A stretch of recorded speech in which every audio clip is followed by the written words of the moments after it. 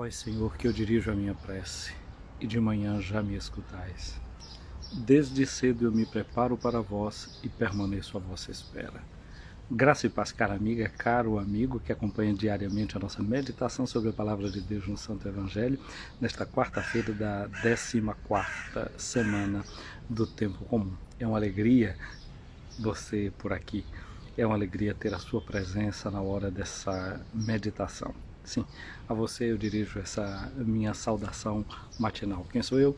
Eu sou o Padre José Raimundo dos Santos, sou da Diocese de Amargosa, na Bahia, e tenho a alegria de dividir com você essa partilha da Palavra de Deus diariamente.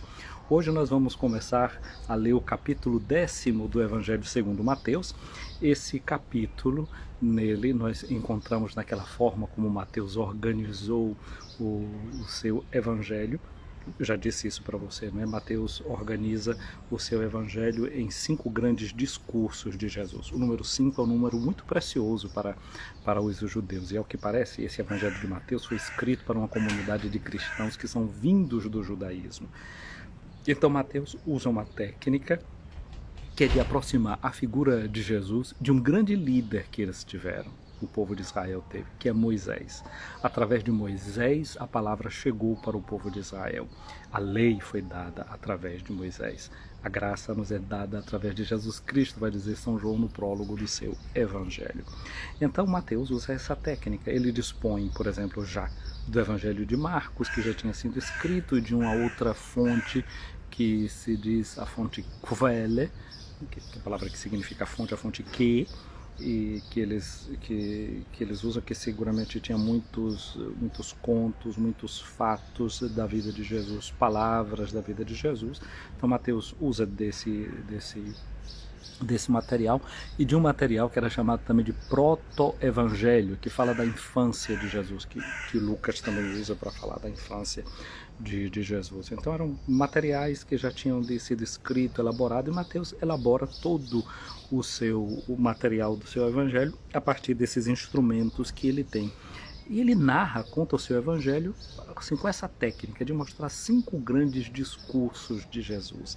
Não é? No capítulo 5 a 7, que nós já ouvimos o Sermão da Montanha, e a partir de hoje a gente entra no capítulo 10º, que é o segundo sermão que a gente tem, chamado de Sermão Apostólico ou Sermão Missionário. O apostólico, se a gente quer usar a palavra grega apostolen, que quer dizer enviar, os apóstolos são enviados, missionários. Não é? E depois nós vamos ter o sermão das parábolas, vamos ter o sermão da comunidade e o dito sermão escatológico. 5 sermões. O número 5, então, quer fazer um jogo com os 5 primeiros livros da Bíblia, que são ditos, esses 5 primeiros livros, Pentateuco. Então esse número 5 tem um jogo muito importante dentro do Evangelho de Mateus. Mas ao mesmo tempo o Evangelho de Mateus joga com estes 5 discursos, mas tem o primeiro bloco que está dentro do seu Evangelho, que fala da infância de Jesus. Então aquele bloco, mas esses 5 já passamos para 6, e depois a última parte, que vai falar da paixão e da ressurreição de Jesus, 7. Lembra que quando Jesus multiplicou os pães, eram 5 pães, olha o número 5 entrando de novo, e 2 peixes, 5 e 2, 7. Essa palavra, portanto, é uma palavra de plenitude que nós vamos encontrar dentro do Evangelho. Ditas essas palavras de introdução, a gente poderia voltar ao fim do capítulo 9 ontem, quando Jesus disse para os discípulos: peçam ao Senhor da messe que envie operários para a sua messe. Muito bem, Jesus diz isso, certamente os discípulos atenderam ao pedido de Jesus, rezaram, oraram, pedindo ao Senhor da messe que enviasse operários. Muitas vezes, quando a gente está rezando, pedindo a Deus para enviar alguém, a gente está sempre pensando que Deus vai enviar uma outra pessoa, que não você, que não eu. A gente está sempre achando que vem alguém aí, alguém que não sou eu, para entrar nessa história, para descascar este abacaxi. Só que o Evangelho de hoje vai mostrar justamente isso, que aqueles que serão enviados por Jesus são os próprios discípulos seus. A solução a gente não tem que ir buscar do lado de fora. A gente está com um problema em família, está com um problema no ambiente onde você trabalha, etc. Sim, é bom a gente contar com assessores, é bom a gente contar com uma supervisão. não é? Alguém que vem de fora e olha de cima e tem uma visão sobre as coisas. Mas é muito bom também a gente desenvolver uma outra arte, que é a arte da intravisão, uma visão interna, a visão de quem está dentro do problema, de quem está dentro da situação. E pensar que nós que estamos dentro do problema, dentro da situação, podemos ter respostas, podemos ter solução. Jesus hoje quer nos mostrar justamente isso, que a solução às vezes não está tão longe daquilo que a gente pensa, que a solução pode estar realmente dentro da gente, está nas mãos da gente. O que a gente precisa é ser revestido de uma autoridade. Eu diria, o que a gente precisa é de ser revestido de audácia, autoridade, mas também de audácia. Sermos revestidos de uma ousadia, sermos revestidos de confiança. O evangelho de hoje é um evangelho, portanto, em que Jesus quer infundir em você e em mim a confiança para que a gente saiba que as situações podem ser resolvidas com a nossa colaboração. Agora, não basta só os nossos dons e as nossas aptidões. Os nossos dons e as nossas aptidões são potencializadas pela graça de Deus. É aquilo que se diz na teologia antiga: gratia supponit naturam et perficiat natura.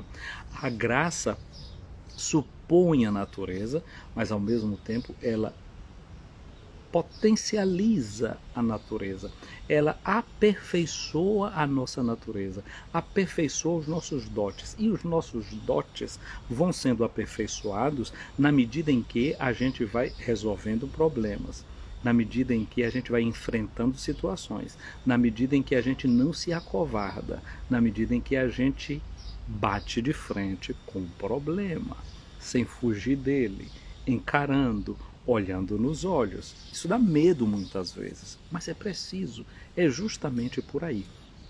Mas tem um outro dado também que o Evangelho de hoje vai nos ajudar a perceber, é que a gente tem que aprender, quando a gente tem as capacidades da gente, as forças da gente, não pensar que a gente pode tudo, que a gente vai conseguir resolver tudo. Querer abraçar, minha mãe diz assim, está querendo abraçar o mundo com as pernas.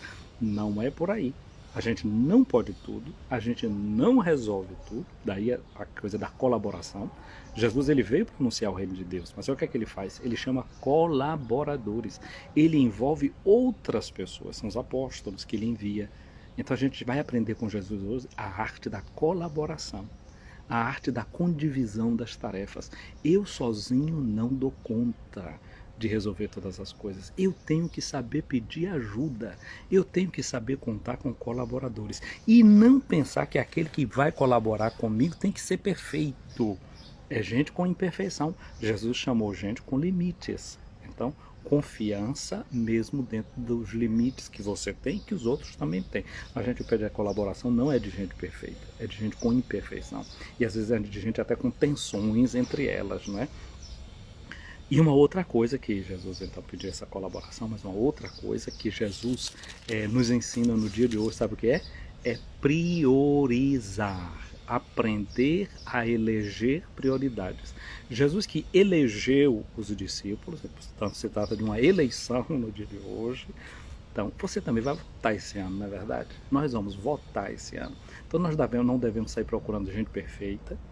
Devemos procurar gente que possa colaborar, saber que essas pessoas têm os seus limites, não é? E a gente deve saber eleger algumas prioridades. Não é achar que não vou encontrar a pessoa perfeita, então eu faço um esquema. No meio disso aqui, quem é que eu priorizo? Quais são as coisas que eu preciso priorizar agora para saber escolher? Pronto.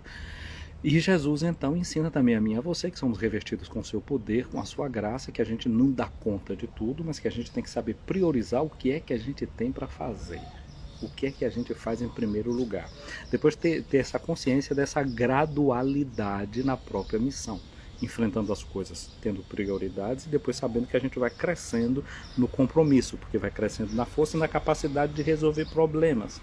Então amanhã eu vou estar muito mais capacitado de resolver um problema que eu não tenho condição de resolver hoje, mas se eu começar resolvendo o problema de hoje, o pão nosso de cada dia nos dai hoje, se eu resolver o problema de hoje, eu estou mais forte para resolver o problema de amanhã. Jesus diz, a cada dia o seu problema. A cada dia a sua dificuldade. Então vamos continuar sempre ouvindo a palavra de Deus, sem esquecer do que nós ouvimos antes, né? O que foi o que ouvimos em outros momentos. Então, a parte introdutória desse segundo discurso, no qual nós vamos ver Jesus falando diretamente para os missionários, para quem ele dá uma missão. Você e eu, nós temos missão na vida, nós temos tarefa na nossa existência, somos chamados para alguma coisa, não estamos aqui por acaso. Então, olhando para o evangelho de hoje, a gente começa a ver a introdução deste cenário, deste segundo discurso de Jesus. Assim nós encontramos, Jesus chamou os 12 discípulos. Então aqui tem um verbo muito particular, muito especial, que é o verbo que fala da realidade, daquilo que nós somos igreja. A palavra igreja, que é uma palavra que vai aparecer no Evangelho de Mateus especificamente, né? Provém desse verbo aqui, chamar, é kaleo, chamar, daqui vem a palavra eclesia, e a palavra chamar, nós sabemos que daqui vocare em latim significa a vocação. A gente tem uma vocação, a gente tem um chamado. Existe uma voz dentro da gente, existe uma voz dentro do coração da gente a orientar a nossa existência. Há um chamado. Os discípulos já caminhavam com Jesus, então eles já estão juntos com Jesus, mas veja como na vocação vai tendo gradualidades. O Senhor os chama, ou seja, dentro da vocação da gente, continuamente o Senhor nos vai chamando, vai aprofundando o chamado que Ele nos faz. Agora Ele chama esses discípulos e dá poder para os discípulos. Que é uma coisa muito interessante que a gente aprender nesse evangelho de hoje a como lidar com o poder. Exousia, autoridade, né? A palavra autoridade, augere em latim, né? Daí vem na nossa língua essa palavra. Autoridade significa uma força que você recebe para fazer crescer. Então autoridade, poder é receber força para fazer crescer, para ajudar no desenvolvimento. Isso é o que significa a palavra autoridade, né? Para dar a capacidade de você ser autor, não de você ser guiado sempre na vida. Jesus chama a gente para que a gente descubra a capacidade que a gente tem de fazer com que haja desenvolvimento, haja possibilidade de crescimento. Então Jesus, hoje, o Evangelho nos faz pensar nisso, na fonte do poder da gente. De onde é que vem o poder que a gente tem? Então é um poder que vem dado por Jesus. E qual é o poder que Jesus dá aos seus discípulos? Primeiro, dá aos discípulos o poder de expulsarem os espíritos maus. Viu que ontem Jesus curava aquele homem mudo e as pessoas criticavam Jesus, dizendo que ele curava pela força que recebia do príncipe dos demônios. Jesus aqui agora não se preocupa com a crítica que estava recebendo, aqui ao contrário, ele vai ampliando o seu poder de expulsar demônio, dando este poder a outros. A arte grande que a gente precisa ter na vida é a arte de envolver os outros. Não ser gente ciumenta, que retém as forças para si, o poder para si, as capacidades da gente para a gente mesmo. Jesus faz um movimento que é contrário. Ele doa o seu poder. O verdadeiro líder, a verdadeira autoridade, não tem medo de fazer o outro crescer. Não tem medo de que o outro lhe faça sombra. Gente bem resolvida promove os outros. Então aqui a gente está vendo aí Jesus que promove os seus discípulos, que dá aquilo que ele tem aos seus discípulos, o dom que ele recebeu do Pai, ele não retém para ele, ele dá aos seus discípulos. Isso é uma grande prova de crescimento. Não ter medo de fazer o outro crescer, não querer que os outros fiquem sempre na dependência da gente, porque Jesus iria partir. E seria triste ele partindo, o bem que ele fez não continuasse sendo difundido. E vocês veem que os apóstolos aprenderam tão bem a lição que você e eu estamos conversando aqui por causa desse evangelho. porque eles também não tiveram medo de promover outras pessoas, de chamarem outras pessoas para a roda, de ampliarem essa força que vinha de Jesus. O outro poder que Jesus dá para ele, né? Sempre é o mesmo poder, mas com uma outra faceta, que é aquele de curar todo tipo de doença e de enfermidade. Eu já disse isso ontem e repito, que esse verbo que fala de curar, é um verbo que pode ser traduzido por cuidar. Porque tem doença que pode ser incurável, que ela não tem cura, ao menos agora a gente não tem cura para determinados tipos de doença, mas a gente vai sempre desenvolver cuidado. Gente que vai para a unidade de terapia intensiva, para os cuidados paliativos, não é? Gente que vai para ali que não tem cura, não vai ter mais cura, não é que ela vai recuperar mais a saúde, mas precisa ser cuidada. O cuidado é necessário sempre. Você cuida não porque o outro vai ficar curado, você cuida porque o outro tem necessidade de ser amado. Jesus envia os seus discípulos, sobretudo isso, para cuidar de todo tipo de enfermidade, mesmo daquelas doenças que não tenham cura. Ela não vai ter cura, mas quem vai receber o cuidado vai ser curado na coisa mais importante que ele tem, que é na sua dignidade. Saber que eu sou ser humano, que eu mereço ser amado. Então, mesmo um doente, ele está na fase terminal. Madre Teresa de Calcutá, às vezes ela recebia gente no hospital dela, gente que não ia ser mais curado, gente que ia morrer. Irmã Dulce, aí da Bahia, fazia a mesma coisa. Recebia gente que sabia que ia morrer. Dentro de uma visão utilitarista, dentro de uma visão até assim de super-heróis, né? Que muitas vezes quem está cuidando do enfermo fica achando que o doente passa na sua mão e ele tem que ficar bom daquilo que ele está, mas às vezes não é isso. Às vezes ele precisa simplesmente ser curado daquilo mais profundo, que ele sentir que ele tem dignidade. Então, até preparar a boa morte. Infelizmente, a boa morte deveria ser sempre preparada pela boa vida, pela vida da dignidade. Mas infelizmente a gente vive num mundo que a gente sabe que não é assim. Mas então essas duas santas, né? Santa Teresa de Calcutá, Santa Dulce dos Pobres, elas tinham essa visão completa do ser humano, pelo menos que morram recuperando esse sentido. Né? O amor vale mais do que a vida, vai dizer o apóstolo. Então, vai dizer o salmista.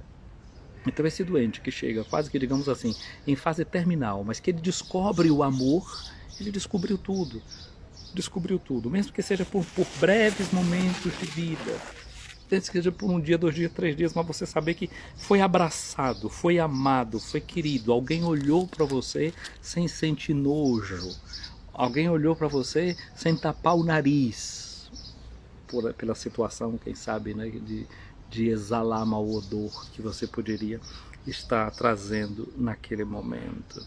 Então, fazer com que o irmão recupere a sua dignidade. A igreja é mandada para isso, para tocar nessas situações em que o ser humano precisa recuperar essa capacidade nele de saber que eu mereço ser cuidado. Então a igreja é essa que é enviada para cuidar de toda enfermidade, cuidar. E aqui depois vem Mateus dá a lista do nome desses apóstolos. Os nomes dos 12 apóstolos. Primeiro Simão, chamado de Pedro, pedra, não é? Uma rocha, Cefas. E o irmão dele, Tiago. Depois tinha o irmão dele, André. Depois tinha Tiago, filho de Zebedeu, e o seu irmão João. Que a gente já viu que o nome deles era o apelido que Jesus colocou, era Boanerges, filho do trovão.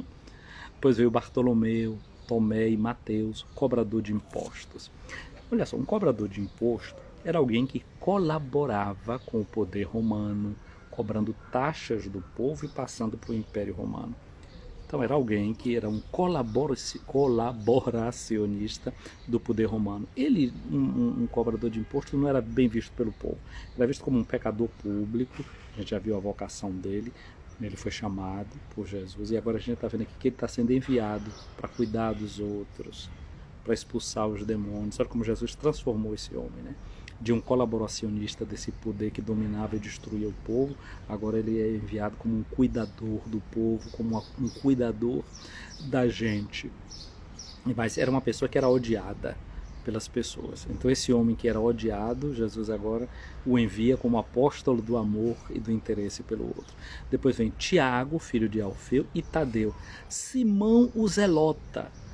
Havia um grupo no tempo de Jesus, que era o grupo dos Zelotas, que era gente revolucionária, que odiava esses romanos que estavam ali dominando a terra onde Jesus vivia, e gente que promovia violência, né, se fosse o caso, pegar nas armas para eliminar os romanos. Olha que faísca, não é? Jesus convida para o mesmo grupo um que era um ex-colaborador do poder romano e um que era um combatedor ativo do poder romano.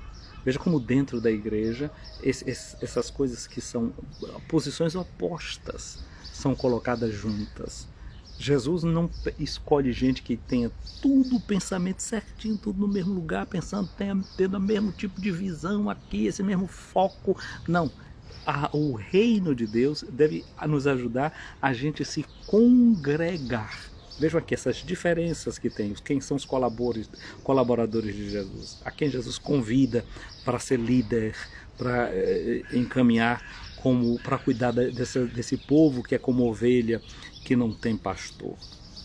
Depois vem o nome do outro, e Judas Iscariotes, que foi o traidor de Jesus. Jesus escolheu inclusive gente que não foi capaz de ser fiel à proposta que ele fazia. Era um amigo, mas que depois se torna um traidor. Vejam aqui como esse grupo é bastante variado. E Jesus correu risco nas suas escolhas. Assim, a gente que tem que fazer escolha tem que aprender também que escolher é correr risco. Parece-me que os franceses têm um ditado que diz assim: que a le choix, que quem tem a escolha, a la croix, tem a cruz. A cruz marca as escolhas que a gente faz. Não é? Escolher é também a arte de saber pegar numa cruz, de saber pegar num sofrimento. Escolher não é uma coisa simples. Exige purificação da nossa mente, exige a capacidade de crescer com as escolhas que podem não sempre ser as mais adequadas. Jesus enviou estes 12 com as seguintes recomendações. Aqui já começa a gente ouvir o discurso, o segundo discurso de Jesus, que é o discurso missionário. Quais são as recomendações de Jesus? Não deveis ir onde moram os pagãos. Olha o que eu falei da prioridade, saber priorizar. Onde é que moram os pagãos? Do outro lado. E atravessar as margens. Não é a hora ainda de fazer isso. Eles não devem ir para onde estão os pagãos, não ir para terras estrangeiras. Primeiro, essa missão é dada num contexto bem pequeno e bem definido. Priorizar as energias, priorizar as forças que a gente tem. Depois, a segunda recomendação que Jesus dá: nem entre nas cidades dos samaritanos. Os samaritanos eram vistos como inimigos dos judeus. Lembra que no Evangelho de Lucas a gente ouviu que eles não deram hospedagem para Jesus porque achavam que eles iam para Jerusalém. A samaritana que diz: como é que tu pedes de beber a mim, que sou uma mulher samaritana?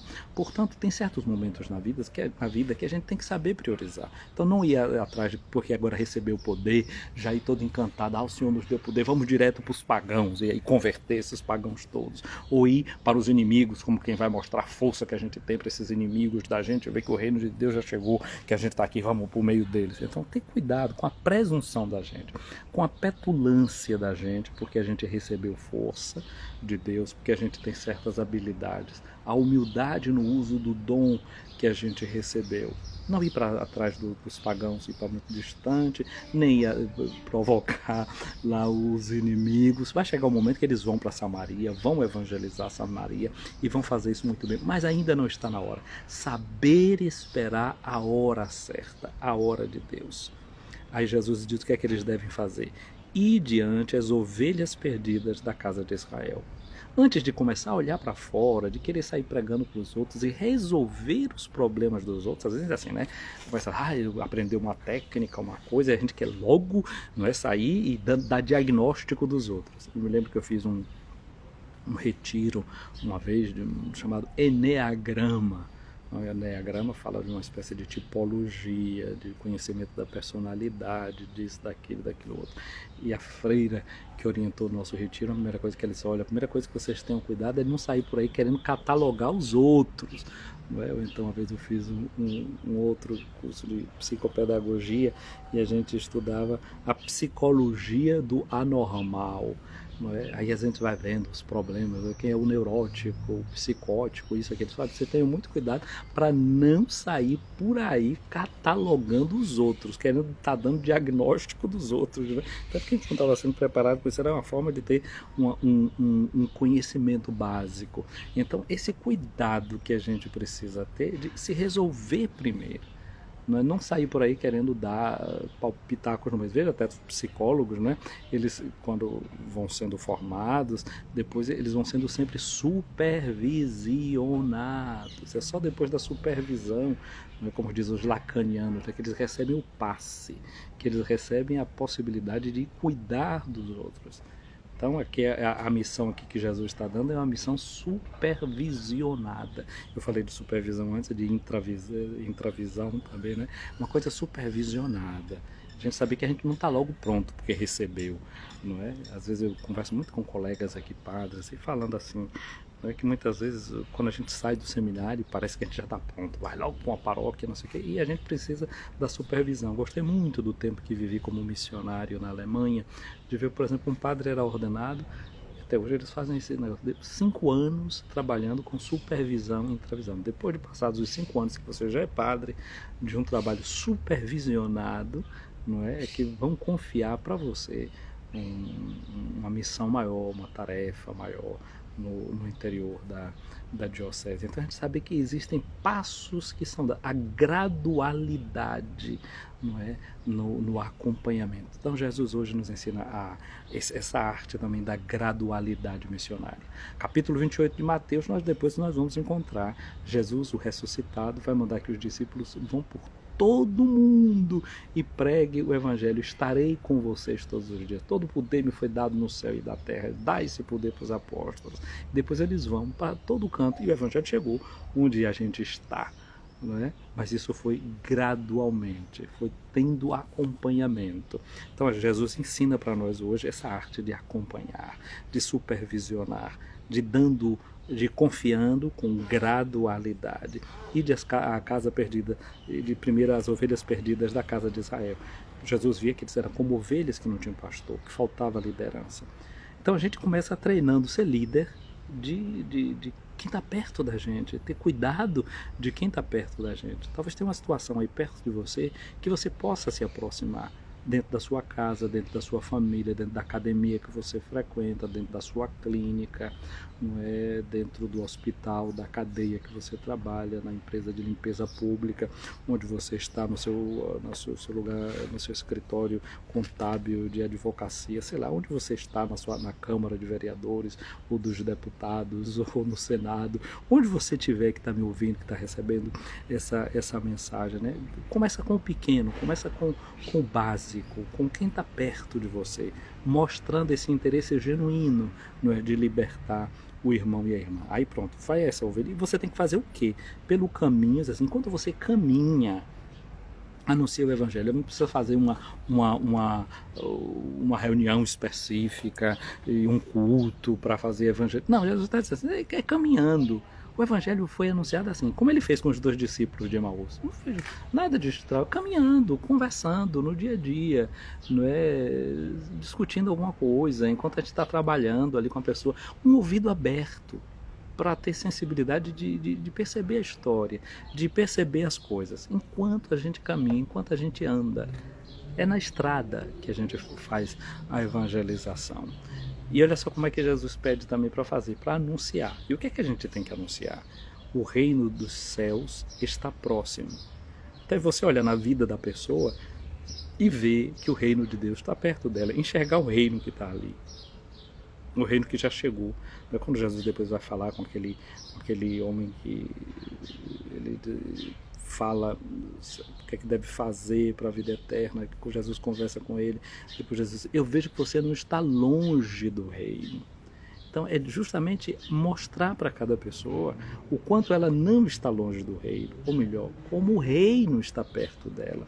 Porque não é que você faz nada de meritório, etc. Né? Deus manda a chuva para bons e para os maus, faz o sol nascer para justos e para injustos. Então a aproximação da gente das pessoas é para fazer com que elas vejam isso, o sol que brilha, a chuva que cai, a bênção de Deus que faz crescer a erva do campo, não é?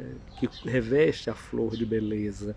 Olha, que você é como uma ervazinha do campo, você é como um passarinho, Deus cuida dos pardais, que a sua preocupação não vai fazer aumentar um fio de cabelo sequer. Então, se a gente pode aproximar-se de alguém para dizer essas coisas, para mostrar essas coisas e ver que a vida dela tem um sentido, que tem um projeto, que tem um querer de Deus por detrás da existência da gente. Voltemos-nos ao Senhor. Senhor Jesus, no dia de hoje, o Teu Evangelho nos ajuda a perceber que há um chamado Teu na nossa vida, que Tu nos convocas e nos chamas, apesar das nossas muitas diferenças, que Tu nos convidas para sermos missionários no lugar onde nós estamos, de irmãos e irmãs que estão perto de nós, e que no caminho da gente a gente pode se tornar esses evangelizadores, esses que mostram que o reino de Deus está perto. Muito obrigado porque Tu contas conosco. Ajuda-nos a ter prioridades nas nossas vidas, nas nossas existências. Ajuda-nos a ver que a força que Tu nos dás deve ser usada gradualmente, segundo a Tua orientação, para fazermos o bem. Retira de nós toda forma de presunção. Ajuda a entendermos a nossa vida como missão. Que tudo seja para honra e glória do Teu nome. Amém. Ouvi, Senhor, a minha oração. Chegue até vós o meu clamor. Minha amiga, meu amigo, o Senhor esteja acima de ti para te proteger, à tua frente para te guiar, atrás de ti para te defender, do teu lado para te acompanhar, dentro de ti para te abençoar. Que a bênção de Deus Todo-Poderoso, Pai, Filho e Espírito Santo, desça sobre ti, minha amiga, meu amigo, e permaneça para sempre. Amém. Muito bem, meu abraço para você que está acompanhando aqui essa nossa live, um abraço para a Aline Sampaio, para a Odaleia, que acompanha a gente, para a Nidy Gomes, ela dá aqui o seu bom dia, para Leo Passos, para Souza Neto, Deus te abençoe, traz a sua bênção, palavras fortes, mas que nos dá coragem. Amém. Que a palavra do Senhor sempre nos encoraje. A Aline diz assim, Jesus nos promove, é o maior exemplo de liderança. É verdade, Aline, é bem assim, é assim que Jesus faz. Aqui, Nidy diz, foi o que fizemos quando meu pai teve AVC. Cuidamos mesmo sabendo que não ia ficar bom, mas precisava de cuidados. É justamente isso, né? Esse cuidado com a vida, esse amor que a gente deve demonstrar. A Aline também aqui comenta dizendo que Jesus correu risco nas escolhas, acreditando e confiando. É essa arte de Jesus, né, que a gente deve aprender e colocar. A Aline diz assim, o Senado podia estar ouvindo a sua mensagem. Quem sabe, Aline, manda aí para algum amigo teu aí, que tem algum amigo senador, senadora, não é que a gente... Essas coisas chegam. Um dia desse um amigo lá dos Estados Unidos, ele me dizia que tinha mandado uma mensagem lá dessas aí para um vereador da cidade dele, que era uma cidade grande, e mandou lá para essa pessoa. De repente, né, manda, pode funcionar. Tá bom, gente querida, fica com Deus, que nosso dia seja abençoado. Então, curta a nossa live, comente, encaminhe. Daqui a pouco essa live vai estar lá no nosso perfil do Facebook, na nossa página do Facebook e também no nosso canal do YouTube, o canal Escutando a Palavra, Padre José Raimundo, Escutando a Palavra. Gente querida, fica com Deus.